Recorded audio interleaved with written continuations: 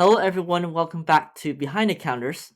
For today's episode, we have featured Dr. Farah Khorassani, who is also an associate clinical professor at UCI School of Pharmacy and Pharmaceutical Sciences, as well as a practicing psychiatric pharmacist at UCI Health. Dr. Khorassani, welcome to the podcast.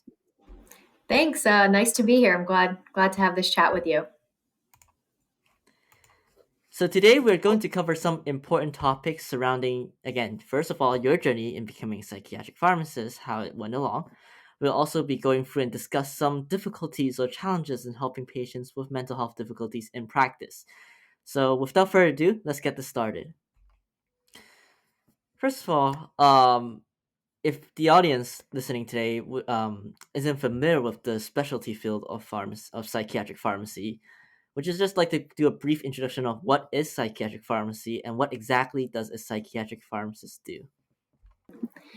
Yeah, that's a great question. And I think the interesting thing about psych pharmacy is that you can work in a lot of different roles as a pharmacist, and your role can look very differently even based on, different hospitals or regions that you're in. My passion is in inpatient psychiatry, and I've been doing this now since like my residency in 2012. It's been a while.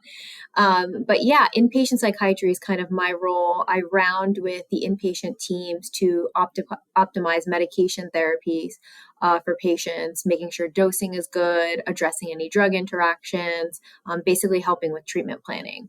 I also do a variety of other roles on the inpatient units, like I teach medication education groups to the patients. I'll do individual patient counseling with this patient, and I do some teaching with the residents, the doctors, and then pharmacy residents, pharmacy students, in addition to research. So it's really fun. You get to do a lot of different things and work with patients. So All right, great to hear. So moving on, would you like to describe a little bit about your career journey so far? yeah. So I went to pharmacy school in Massachusetts. I did an accelerated PharmD program. I did a PGY1 general practice residency in New York. And then I did my PGY2 at UNC in psychiatry. And I really knew at that point, I really liked what we would call serious mental illness. So working with patients with like schizophrenia, bipolar disorder. And so that was kind of my passion. I stayed on a year there and worked as an inpatient clinical pharmacist at a UNC branch hospital.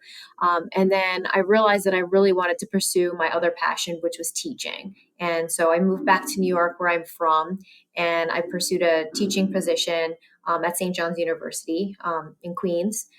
And for most of my time there, I also had a co appointment at Bellevue Hospital in Manhattan, which is, if many people have heard of it, it has a reputation that I will say, having been a pharmacist there, it certainly lives up to that reputation. But yeah, so I've been doing that. And then so recently I've transitioned here to UCI. I was really excited to start helping with building the new program and teaching psych out here in California. And so far, I'm really enjoying it and enjoying my time at UCI Medical Center as well. Yeah, sounds great. What got you moved from East Coast to here? Yeah, it's multifactorial. I think I was really drawn to the culture at UCI. I really liked when I met everyone in the department. I really liked the passion that they had about building the new program. And so I thought it would just be a great set of people to work with. I think in general, just being part of the UC system, you have a lot of resources. And so that's one thing. I was also looking for a little bit of a change in my practice. And so if you're not familiar, a lot of pharmacists can do different things in different parts of the country. And so California pharmacists have a little bit more autonomy and an ingrained role in the treatment team as compared to like the Northeast. So I was also looking to kind of transition to where I can practice more at the top of my license. And so those are two major factors. And, it doesn't help that it doesn't snow here. That's nice too. Yeah, I guess it's sunny. Oh, actually, it's been rainy recently, but we'll see how that goes. Manageable. Yeah. um, any particularly interesting experience or projects that you have worked on during your rotation as a pharmacy student or residency, right? Or is there anything maybe even during any particular patient case you felt like that really piqued you during your practice? Yeah, I have so much to say for all of those. I guess I'll start with my research. So, my research interest really has mostly surrounded long acting injectable antipsychotics. So, these are medications that are typically administered orally, but can be administered via injection to really help with patient adherence. Because at some point, we'll probably talk about how a lot of patients with mental health difficulties don't necessarily take their medications all the time. And so my kind of goal over the last 8 or so years has been trying to figure out how we're prescribing these at the various hospitals that I've been at and trying to improve the prescribing to optimize patient outcomes and improve tolerability just to keep people on these longer, keep the patients happier, reduce hospital costs, things like that. So that's been a majority of what I've worked on. I did some work at Bellevue Hospital where I previously was at to try to characterize, what we were doing right, what we were doing wrong with the prescribing to try to really do some education after we found out that information to be able to make changes with the prescribing, to make changes with patient concerns, and then kind of move forward from there. So that's really my passion. And so again, yeah, like my passion on top of long acting injectables is really just helping patients with serious mental illness like schizophrenia. Yeah, I guess just in general, because for the outer audience out there, would you like to describe the difference between, let's just say, like an oral antipsychotic versus a long-acting injectable antipsychotic? Absolutely, and it's a great question. So I'll give an example. You have one medication called risperidone. Risperidone is taken orally once a day, can be twice a day. Works very well to treat, schizophrenia, bipolar disorder. It's also available in a couple different injections that could be given anytime from every 2 weeks to every 6 months, actually. And so a lot of the times patients don't want to have to remember to take a pill every day, or they can't remember to take a pill, or they just don't want to take their medicines at all. And so by administering these injections, it's really eliminating that decision factor. What we know as of now is that we don't expect more side effects with these injections. We don't expect any different treatment outcomes other than we know the patient is on the med because they got it via injection. And so they're really preferred for our patients, especially the ones that end up relapsing many times and coming back to the hospital. Because there are, aside from healthcare costs, there are a lot of downsides to patients relapsing in terms of their functional status. Every time a patient has a relapse, their baseline gets lower. And so they're less likely to be able to carry a job, perform activities of daily living, things like that. So it's not just about cost, it's about doing what's best for the patient too. Yeah, that sounds great. Just a follow-up question, like have you seen these long-term injectables um how about their coverage is like, because I know obviously it helps them to prevent their relapse, right? To prevent them, like minimizing the time or chances of a patient going ending up at a hospital. Just was wondering how is the coverage around compared to like oral medications so far in general. And I'm assuming you mean like insurance coverage, right? Yep. Yeah, and no, that's a great question too. A lot of them are very expensive. The good news is that Medicare, Medicaid, for many of the states recognize the utility of using these injections despite their high costs. So a lot of them are covered. Oddly enough, a lot of the times you'll see that patients with private insurance have less access to these medications than those with like public insurance. And so, yes, not all of them are covered. Like, for example, the 6 month injection is very expensive and not usually covered by any insurances. But, the more commonly prescribed ones, usually patients can get without a large copay, which is great. Yeah, sounds great. Moving on to the next question is that what is one thing that you love about being a psychiatric pharmacist? Oh, that's such a great question. And it's so hard because I'm lucky in that I get to do so many things that I like to do on a daily basis. And it's hard to choose between, I think at the end of the day, like seeing a good patient outcome that you helped, treatment plan for is really, really rewarding. I've had a couple patients who were really sick, and we really had to brainstorm as a team and delve into the literature and figure out how to treat the patient.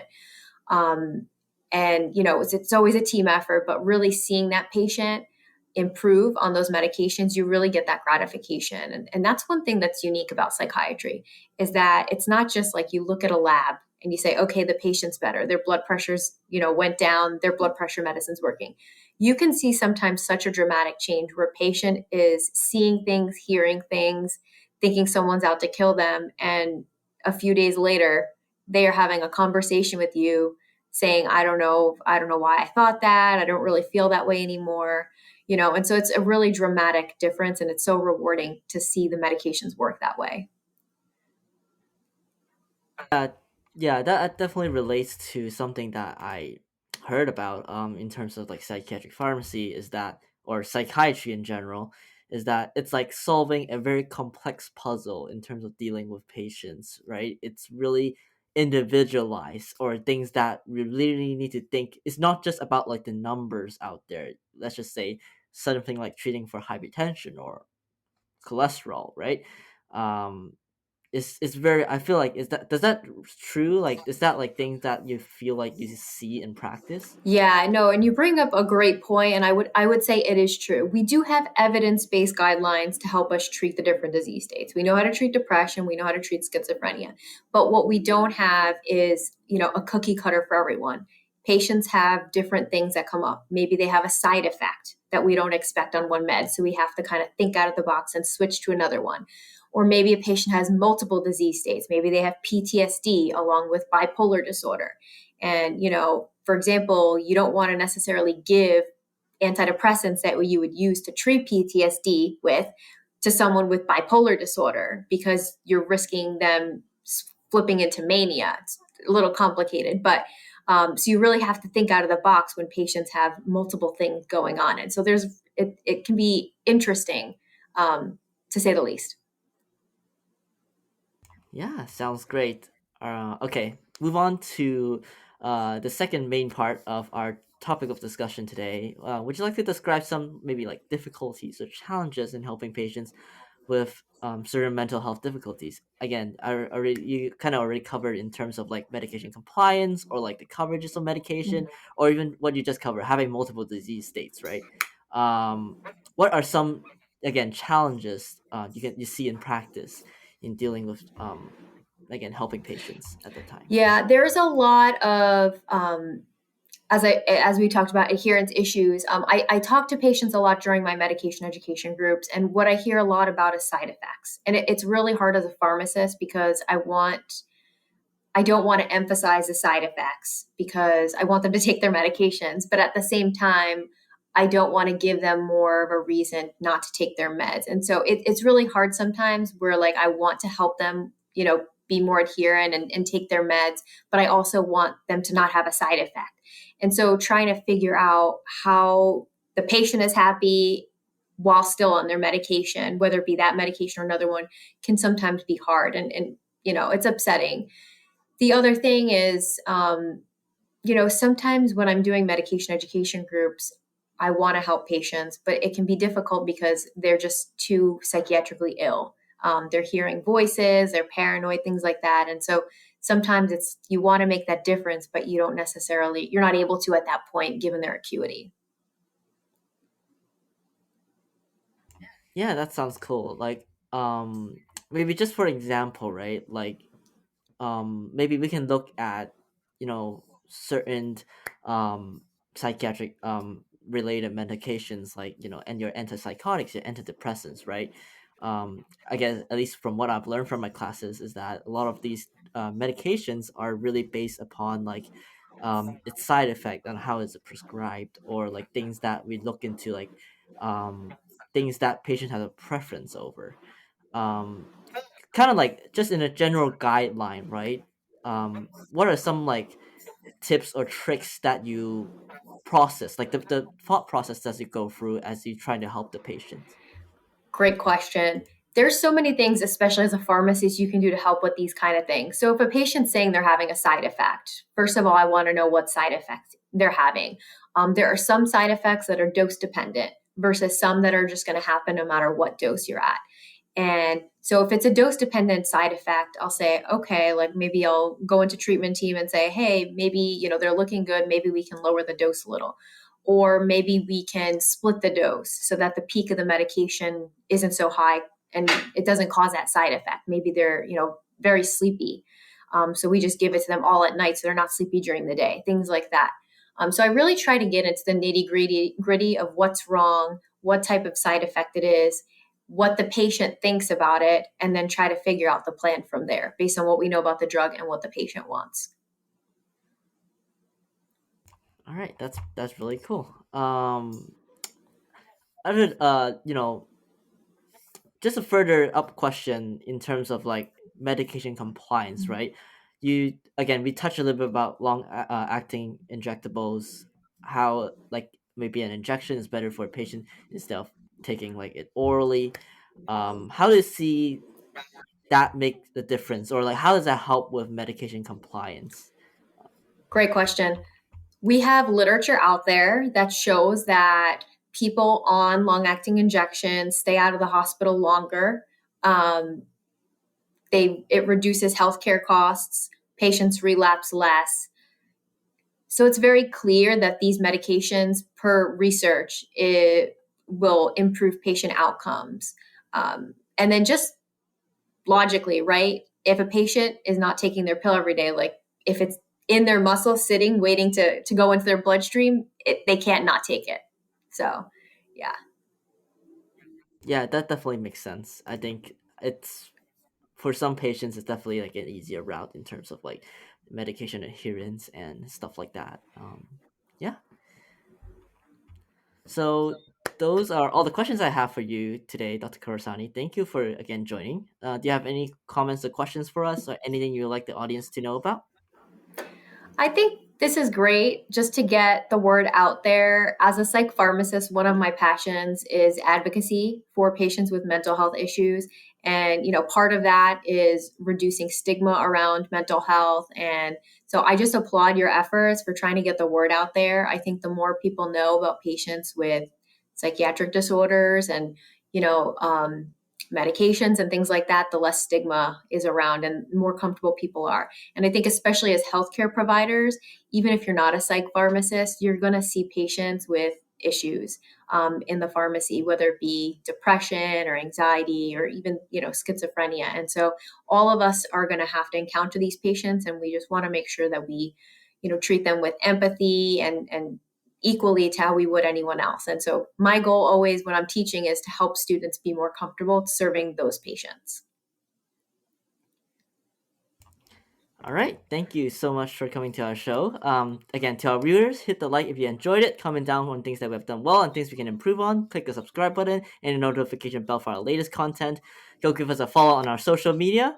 Thank you everyone watching. And next week we'll actually cover something that Dr. Kurosani just briefly covered in terms of how healthcare providers should help in addressing um, patients' needs, patients who have difficulties in mental health, covered by, again, another UCF faculty, Dr. Knox.